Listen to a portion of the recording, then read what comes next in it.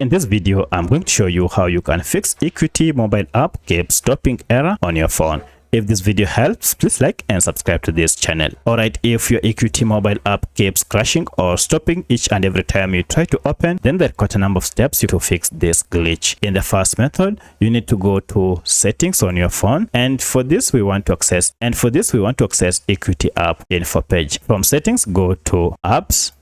And from apps, look for manage apps or all apps. Now this will list all the apps you have on your phone. From the list, search for your app by name, and here you go.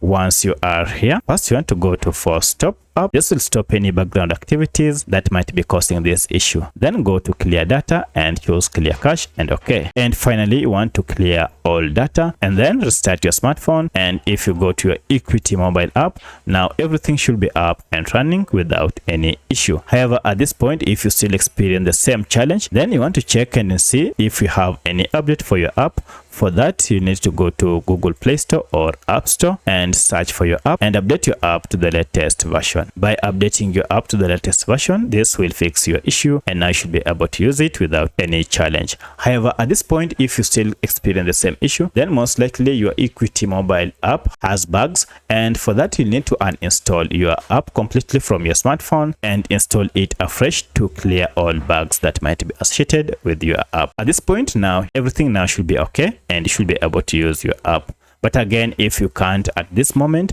then check it and see that you are not using any VPN app. So if you have any VPN app or any security app that you recently installed on your phone, you need to uninstall it before you can use this Equity mobile app without any issue. So let me know which of this was able to fix your problem. If you have any other question, kindly let me know in the comment section. Otherwise, thanks for watching and let's meet in the next video.